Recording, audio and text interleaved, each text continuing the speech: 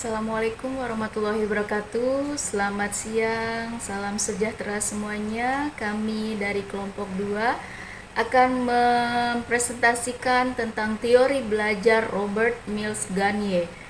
Adapun kelompok 2 terdiri dari Neneng Hasanah, saya sendiri, Nur Amelia, Novita Rahmawati, dan terakhir Nur Sakinah Syariah.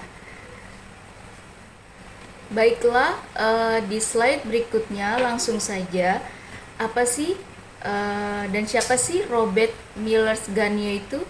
Robert Millers Gagne adalah seorang psikolog pendidikan lahir di Amerika pada tanggal 21 Agustus 1916 dan wafat di tanggal 28 April 2002. Gagne mempelopori ilmu instruksi selama Perang Dunia II untuk Angkatan Udara dengan pelatihan pilot. Kemudian ia melanjutkan untuk mengembangkan serangkaian penelitian karya yang membantu menyusun apa yang sekarang dianggap instruksi yang baik. Dia juga terlibat dalam penerapan konsep teori instruksional dengan desain pelatihan berbasis komputer dan belajar berbasis multimedia. Gagne mengemukakan bahwa belajar adalah perubahan yang terjadi dalam kemampuan manusia yang terjadi setelah belajar terus-menerus, bukan hanya disebabkan oleh pertumbuhan saja. Belajar terjadi apabila situasi stimulus bersama dengan isi ingatannya mempengaruhi siswa sedemikian rupa sehingga perbuatannya berubah dari sebelum ia mengalami situasi dengan setelah mengalami situasi tadi. Belajar dipengaruhi oleh faktor dalam diri dan faktor dari luar siswa di mana keduanya saling berinteraksi. Oke, selanjutnya untuk slide berikutnya disampaikan oleh teman saya yaitu Nur Amelia. Silakan. Terima kasih Bu Neneng. Saya akan melanjutkan materi ini. Untuk Robert Gagne adalah seorang ahli psikologi pendidikan dengan teorinya yang terkenal yaitu Condition of Learning. Condition of Learning terbagi menjadi 3 bagian, yaitu taksonomi hasil belajar, yang kedua itu fase-fase belajar, yang ketiga itu 9 peristiwa pembelajaran. Taksonomi hasil belajar Gagne. Menurut Gagne, penampilan-penampilan yang dapat diamati sebagai hasil belajar disebut kapabilitas. Terdapat 5 kategori kapabilitas. Yang pertama, informasi verbal atau kemampuan untuk mengkomunikasikan secara lisan pengetahuannya tentang fakta. Lalu yang kedua, keterampilan intelektual, kemampuan untuk dapat membedakan, menguasai konsep, aturan, dan memecahkan masalah. Gagne mengelompokkan ke dalam 8 tipe belajar. Terus yang ketiga, strategi kognitif, yaitu kemampuan untuk mengkoordinasikan serta mengembangkan proses berpikir dengan cara merekam, membuat analisis dan sintetis. Lalu yang keempat yaitu sikap, yaitu kecenderungan untuk merespon secara tepat terhadap stimulus atas dasar penilaian terhadap stimulus tersebut. Lalu yang kelima, keterampilan motorik, kemampuan yang dilihat dari segi kecepatan, ketepatan, kelancaran, gerakan otot-otot, dan anggota badan yang diperlihatkan. Selanjutnya akan dilanjutkan oleh teman saya. Silakan Ibu. Baik, saya akan melanjutkan presentasi tentang tipe belajar menurut Gagne. Tipe belajar yang dipusatkan pada hasil belajar dari yang paling sederhana sampai yang paling kompleks. Itu ada 8 tipe belajar. Yang pertama adalah tipe belajar isyarat. Belajar isyarat adalah belajar yang tidak diniati atau tanpa kesengajaan, timbul sebagai akibat suatu rangsangan atau stimulus sehingga menimbulkan suatu respon emosional pada individu yang bersangkutan. Sebagai contoh, sikap guru yang sangat menyenangkan siswa. dan membuat siswa yang mengikuti pelajaran guru tersebut menyenangi pelajaran yang diajarkan oleh guru tersebut. Lalu yang kedua ada belajar stimulus respon. Belajar stimulus respon adalah belajar untuk merespon suatu isyarat. Berbeda dengan pada belajar isyarat. Pada tipe belajar ini, belajar yang dilakukan diniati atau sengaja dan dilakukan secara fisik. Belajar stimulus respon menghendaki suatu stimulus yang datangnya dari luar, sehingga menimbulkan terangsangnya otot-otot, kemudian diiringi respon yang dikehendaki, sehingga terjadi hubungan langsung yang terpadu antara stimulus dan respon. Contohnya, siswa menirukan guru menyebutkan persegi. Setelah gurunya menyebutkan persegi, siswa mengumpulkan benda persegi setelah disuruh oleh gurunya. Lalu yang ketiga, ada tipe belajar rangkaian gerak.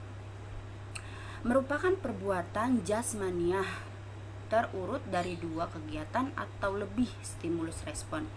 Setiap stimulus respon dalam suatu rangkaian berhubungan erat dengan stimulus respon yang lainnya yang masih dalam rangkaian yang sama. Lalu tipe belajar berikutnya adalah rangkaian verbal. Belajar rangkaian verbal merupakan perbuatan jasmania, maka pada belajar rangkaian verbal ini merupakan perbuatan lisan. Jadi belajar rangkaian verbal adalah perbuatan lisan terurut dari 2 kegiatan atau lebih stimulus respon. Setiap stimulus respon dalam satu rangkaian berkaitan dengan stimulus respon yang lainnya yang masih dalam satu rangkaian yang sama. Lalu berikutnya adalah belajar membedakan. Belajar membedakan adalah belajar membedakan hubungan stimulus respon sehingga bisa memahami berbagai macam objek fisik dan konsep serta merespon lingkungan. Anak membutuhkan keterampilan sederhana sehingga dapat membedakan suatu objek dengan objek lainnya. Lalu ada belajar pembentukan konsep. Belajar ini mengenal sifat bersama dari benda-benda konkret atau peristiwa untuk mengelompokkan menjadi satu. Lalu ada belajar pembentukan aturan. Berdasarkan konsep-konsep yang sudah dipelajari, aturan merupakan pernyataan verbal dalam matematika. Misalnya adalah teorema, dalil, atau sifat-sifatnya. Kemudian ada problem solving atau memecahkan masalah.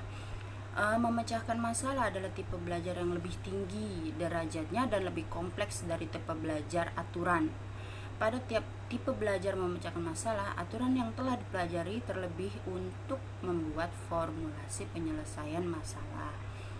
Lalu slide berikutnya adalah tentang fase belajar Gagne. Bertitik tolak dari model belajarnya, ditemukan 8 fase dalam satu tindakan, yaitu fase mengarahkan perhatian atau fase motivasi, fase mengharapkan, fase perolehan, fase retensi, fase memanggil kembali, fase generalisasi, fase umpan balik, penampilan, dan fase umpan balik.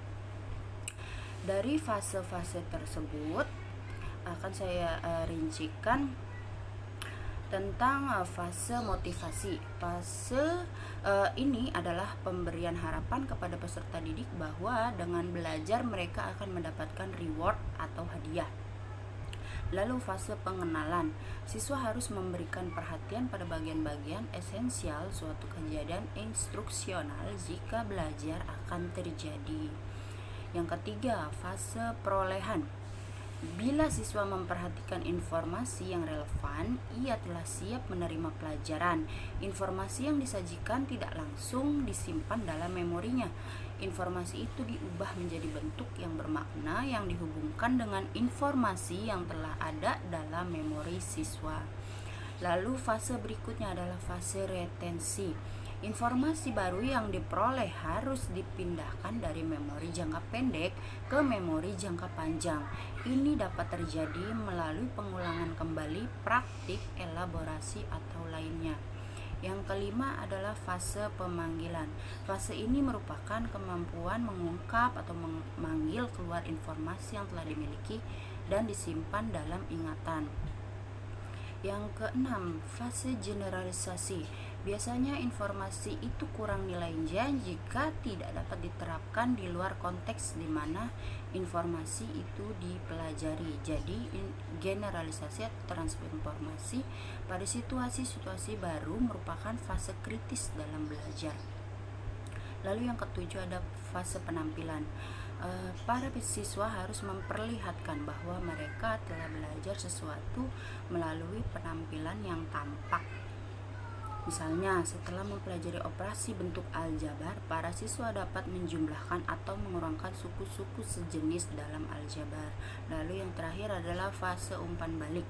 Para siswa harus memperoleh umpan balik tentang penampilan mereka yang menunjukkan apakah mereka telah atau belum mengerti tentang apa yang diajarkan. Umpan balik ini dapat memberikan reinforcement atau penguatan pada mereka untuk penampilan yang berhasil. Baik, saya akan melanjutkan materi tentang implikasi dalam pembelajaran. Gardner menjelaskan dua jenis kondisi yang ada dalam pembelajaran. Yang pertama yaitu internal, kemampuan yang ada pada diri siswa. Yang kedua, eksternal, stimulus yang ada di luar siswa, seperti lingkungan, guru, dan situasi belajar. Berdasarkan kondisi eksternal dalam pembelajaran, terdapat 9 peristiwa belajar. Yang pertama yaitu gain attention atau mendapat perhatian. Pada Pasal yang pertama yaitu membangkitkan minat atau perhatian peserta didik terhadap materi matematika yang akan dipelajari. Yang kedua yaitu inform learners of objective atau memberitahu tujuan kepada peserta didik. Jadi pendidik memberitahu peserta didik tentang tujuan pembelajaran matematika sehingga mereka tahu nih apa yang akan mereka capai. Yang ketiga yaitu stimulate recall of prior learning atau merangsang ingatan pembelajaran sebelumnya. Jadi pendidik harus mendorong peserta didik untuk mengingat kembali pengetahuan matematika sebelumnya yang relevan ke dalam keseharian peserta didiknya. Yang keempat yaitu present the content atau menyajikan konten. Jadi pendidik harus menyampaikan materi matematika ini inti kepada peserta didik. Selanjutnya ada provide learning guidance atau memberikan panduan pembelajaran, memberikan panduan atau petunjuk tentang cara belajar matematika dengan efektif. Yang keenam, elicit performance atau practice atau menghasilkan kinerja atau praktik, yaitu pendidik mendorong peserta didik untuk berlatih dan menerapkan konsep matematika yang dipelajari. Yang ketujuh, provide feedback atau memberikan umpan balik.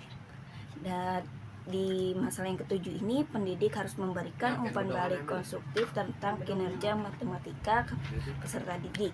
Yang kedelapan, assess performance atau mengevaluasi kinerja. Pendidik melakukan penilaian terhadap pemahaman dan penguasaan matematika peserta didik.